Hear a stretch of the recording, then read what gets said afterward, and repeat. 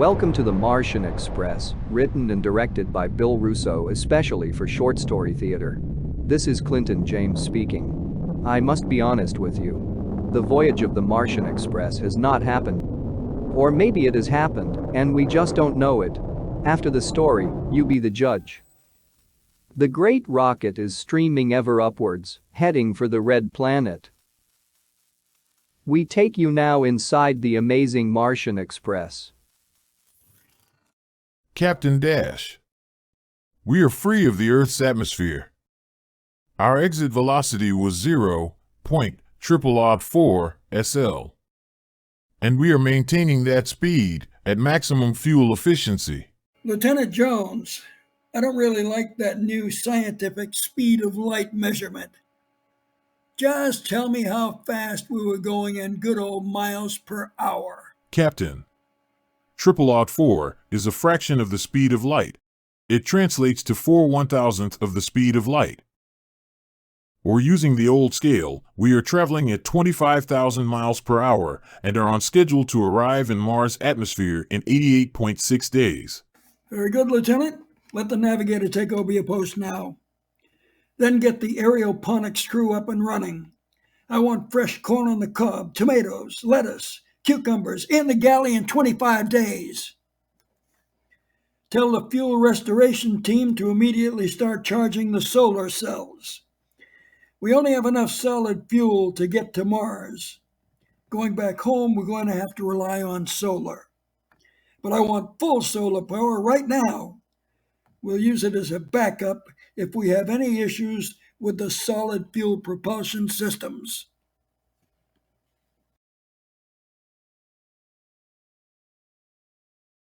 There were no problems and the Martian Express completed its mission in 86 days. The captain used solar power for part of the journey. That meant that there would be enough rocket fuel left so that they could begin the return trip using the faster solid fuel instead of solar power. Shortly after landing, the captain assigned Lieutenant Jones the job of forming an away team to send out on an exploration of the Martian surface. Mr. Benson, you and Miss Landry are going to be the first humans to explore the surface of Mars. Get into your gear and be ready to go, just as soon as the dust storm stops. I'm all zipped up, Eve, and ready to go. How about you? Are you ready to walk on Mars? Yes, Adam. I am ready. Isn't it ironic that Lieutenant Jones picked us to be the first people on the surface? Well, it's karma, Eve. In the crew there was just one Adam. That's me. And just one Eve. That's you. And really, who else but Adam and Eve should be the first people on Mars? Okay, Adam. You go first. I will be right behind you. It's breathtaking, Eve. Think of it. We are the first living creatures ever to walk on this surface. It's like an enormous, endless graveyard, Adam. And the monuments are nothing but jagged rocks. I feel like there was life here once. But if there is anything left that once was alive or is alive, it must be deep underground. Either then or it is so small that we cannot see it. I think it is magnificent. But we better start gathering samples of the rock and soil. Or Lieutenant Jones will have us scrubbing out the latrines for the next 3 weeks. Adam and Eve, along with other crew members, continued exploring the surface of the angry red planet. Soil and rock samples were taken. An area of 10 square miles was thoroughly explored and charted. The duty at first was awe-inspiring. But the novelty of walking on a big rock 225 million miles from Earth quickly wore off. Life on board the giant ship was made a little easier thanks to the aeroponics lab. Aeroponics is like hydroponics, but instead of the plant roots being submerged in water, the roots are sprayed with an enriched special nutrient solution. The roots grow not in soil or water, but in air. The result is speedier growth of the vegetables. And on board the Martian Express, the aeroponics crew was able to turn out bumper crops of more than a dozen different types of vegetables. After 3 months on the surface of Mars, it was time for the return trip. The rocket fuel tanks showed 1/4 full. The solar batteries were at 100%, and the captain issued the order for the Martian Express to blast off.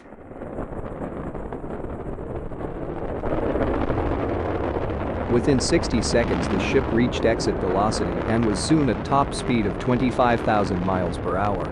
As they left the red planet behind, all the crew members breathed a sigh of relief, for there was something unsettling about the angry red planet. To some, it represented a kind of a bizarre version of parts of the western United States, combining all of the most undesirable elements of states like Arizona, California, Texas, and Nevada.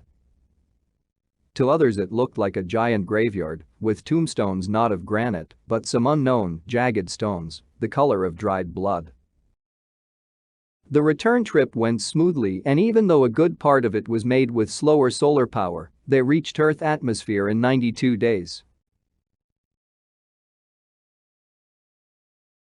The captain guided the ship to a lighthouse off the coast of Florida and prepared to make an ocean landing. Slowly, floating down gently to the sea, the Martian Express neared the end of its journey. The mission was an unqualified success. Miles and miles of the Martian landscape was charted. Thousands of pounds of rock and soil samples had been collected, and hundreds of plants that were grown in Martian soil were brought back from the planet to be replanted on Earth. After that perfect landing, all seemed well. Following routine procedure, the crew members were put in an isolation ward of an army hospital. They were checked out by a team of top doctors, under the direction of the Surgeon General. Over the course of 4 weeks the crew underwent exhaustive physical and mental tests. And finally, they were all pronounced fit and ready to go back to their customary work after a 4-week paid vacation.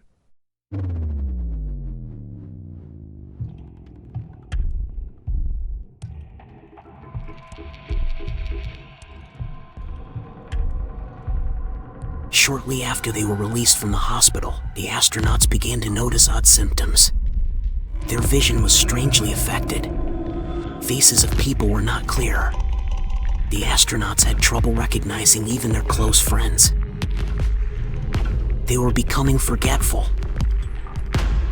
Sometimes when eating, they would drop their silverware. Sometimes the glass they were holding would slip from their hand. Soon, the entire crew of the Martian Express was back in the hospital and their condition was going downhill faster than $50 in a crooked poker game. Memory loss was now severe. Motor functions were not much better than a 1-month-old infant. EEG scans showed severe damage to the brain. As the weeks slowly pass, the condition of the astronauts continued to degrade. That was scary enough. But what came next was even more terrifying. Some of the doctors attending them started to show the same symptoms.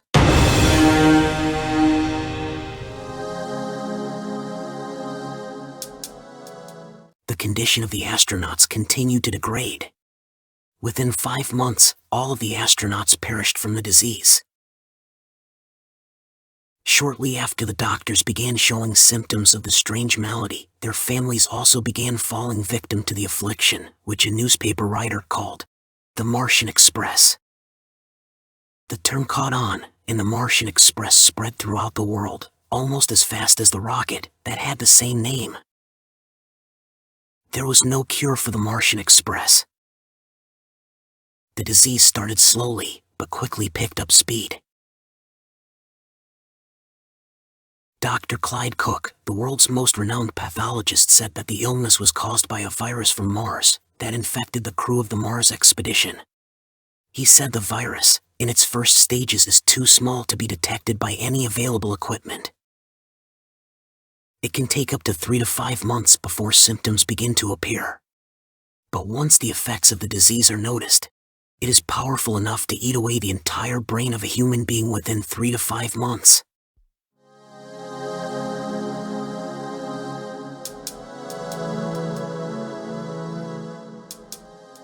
Dr. Cook was working on a cure and making progress, until he too fell victim to the brain eaters he was trying to kill. Across the world, all commerce stopped. There was no more farming or food production. Within 3 years, all human life on the planet was gone. Every single person had been killed by the brain eaters. Within days of the death of the last man and the last woman on Earth, the Martian Express did indeed start to attack all the animal life on the planet. Millions and millions of voracious, brain-eating members of the Martian Express began to worm their way into the brains of the cattle, the chickens, the horses, and even the whales, the sharks, the birds, the possums, and even the snakes. Months went by. It was more than enough time for the deadly virus to take hold. But it did not. The Martian Express, the deadly little virus, could gain no sustenance from animal brains. For some unknown reason, it could not survive on any brain food that was not human. Soon the Martian Express died. Every single one of the untold millions of the virus died. And the Earth was free of the Martian Express.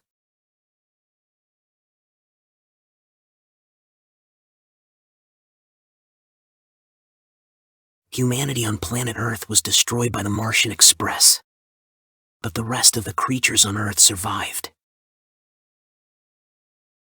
With humans gone, the apes were the most intelligent species on the planet. Over countless years, super apes began appearing. Apes that were less hairy and more brainy.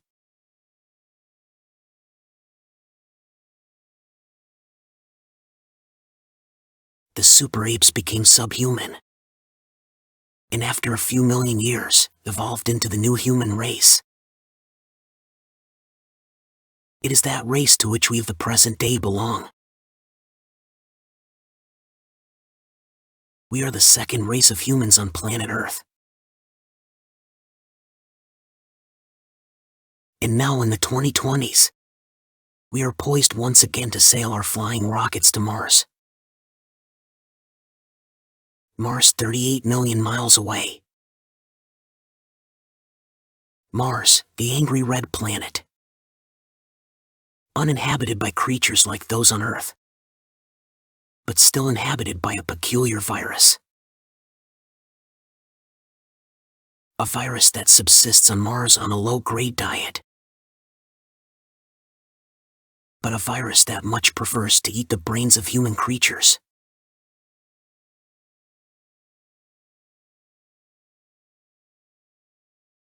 Beware, Earth. You have been warned. Beware, people of planet Earth. Beware. Beware of the brain eaters. They are waiting for you. Beware the Martian Express.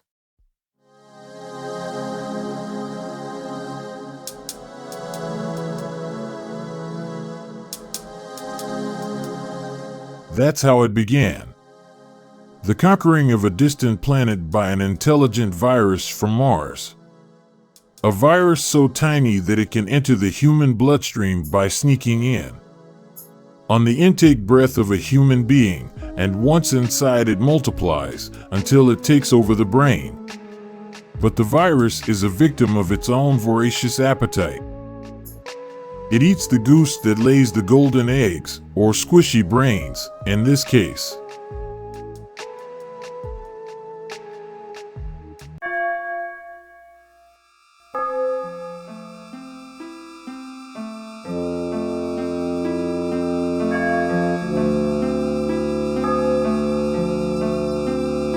And so closes The Martian Express. Written and directed by Bill Russo for Short Story Theatre. Short Story Theatre is available on YouTube and on all podcast sites through our home network, Spreaker. That's speaker with an R after the S. Spreaker. Join us again soon, won't you?